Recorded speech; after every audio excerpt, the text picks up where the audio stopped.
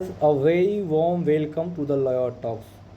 Please subscribe our channel and press the bell icon to get latest update of the Supreme Court judgment, High Court judgment, and legal update from various sources of the court. Today, our topic is the 300A of the Constitution, Article 300A of the Constitution, that is related to the right to property as a constitutional right. So, guys, in the recent judgment, Supreme Court has stated the following thing. The Supreme Court on Thursday took a significant step to protect the private property from arbitrary state takeover for public purpose. Means, friend, a state cannot take private property without the proper consent of the owner. In this judgment, we have to understand the right to notice, the right to be heard, the right to be reasoned decision, the duty to acquire only for a public purpose, the right to restitution or fair compensation, the right to an efficient and expeditious process, the right of conclusion. So now we are going to discuss right to property as inserted in our constitution, 300A, Article 300A. The right to property is protected as a constitutional right and has been interpreted to be a human right. A bench of Justice P.S. Narasimha and Arvind Kumar declared in a judgment. In the following judgment, the right to property has been declared as a constitutional right, and whenever we are talking about as we are a human being, so it's our human rights. Now we are talking about the what is the 44th Amendment Act. The 44th Amendment Act omitted the right to property as a fundamental right. As we have already known that before the 44th Amendment Act,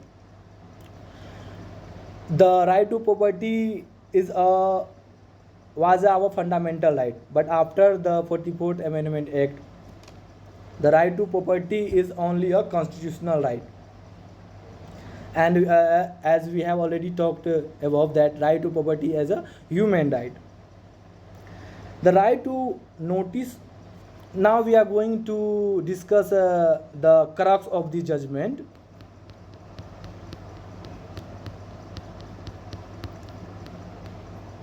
In this judgment, the Supreme Court has given a strict guideline for the state to acquire the private property. So guys, we are now understand the following things that inserted in the judgment.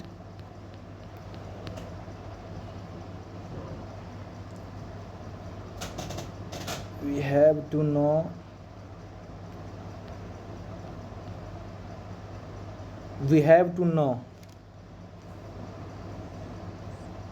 yeah, here the right to notice.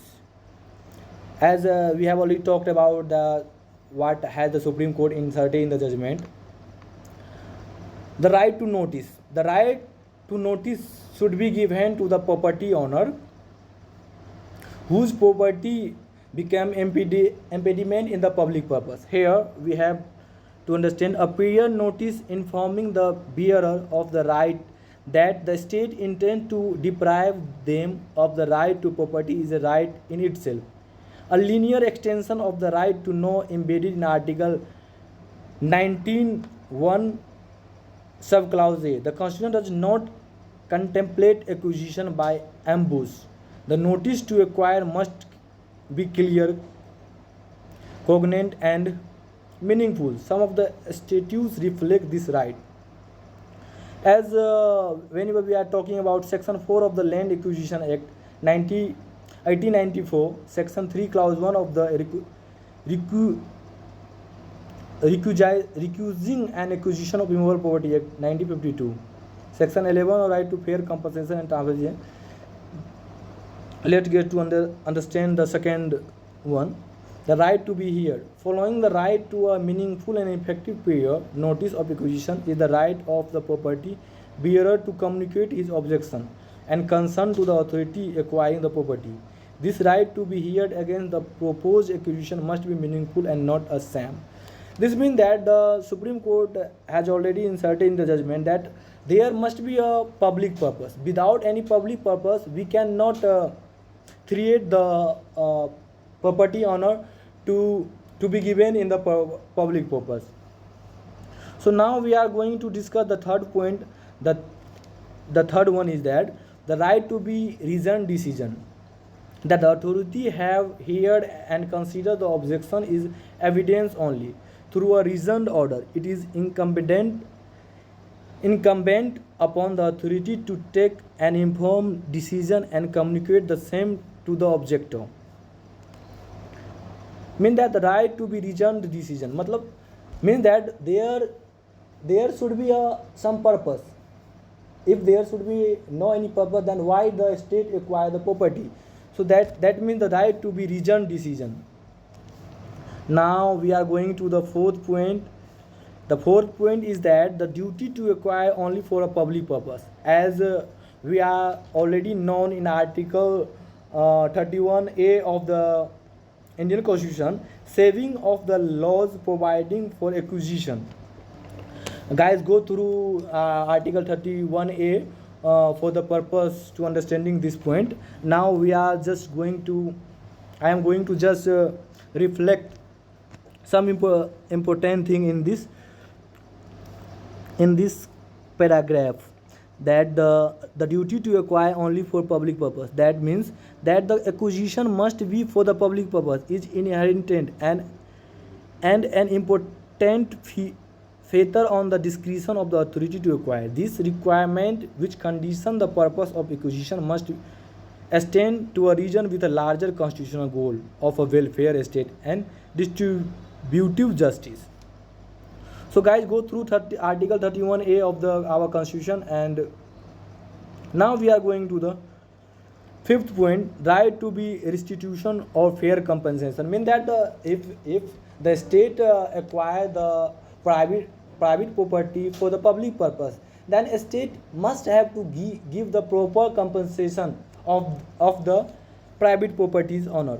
Now we are just going to in this para, and we have to understand what is the right of the restitution or fair compensation.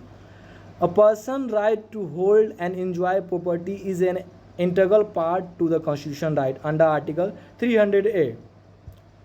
Mean that if any property owner has a property and it's going to be used for the public purpose, then the property owner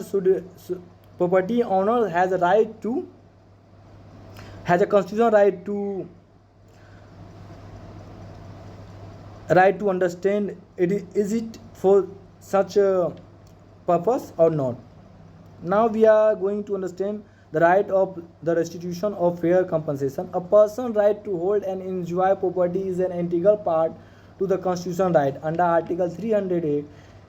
Deprivation or extinguishment of that right is permissible only upon restitution. B. It in the form of monetary compensation, rehabilitation, or other similar means. Compensation has always been considered to be an integral part of the process of acquisition. As we have already discussed that there should be a compensation for the property that a state has acquired for the public purpose. Now we are going to the sixth point, right to be an efficient and expeditious process.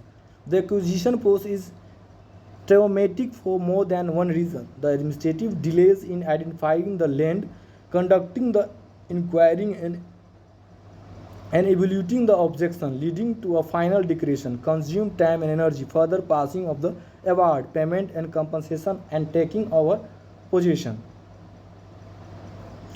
Mean that the state should not delay to compensate the property owner. there must be a time frame to compensate him and to use the property for the public purpose.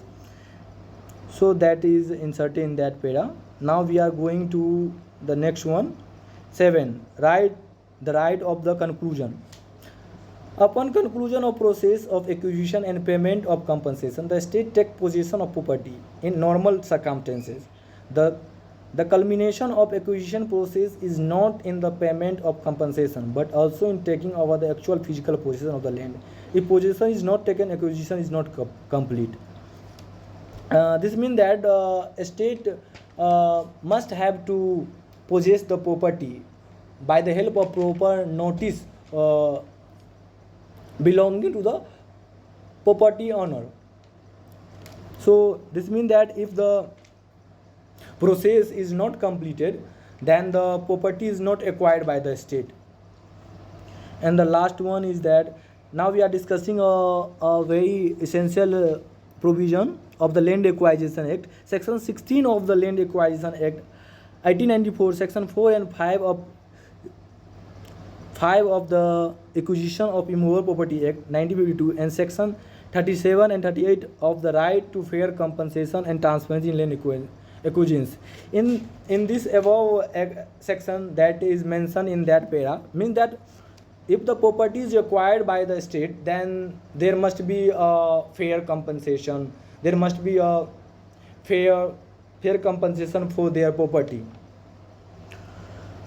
So now this topic is going to be end. So guys, if you have to understand the judgment, then you have to understand the article of the Constitution that is related to the judgment. So stay connected with us, and please subscribe and press the bell icon for the latest judgment. Thank you.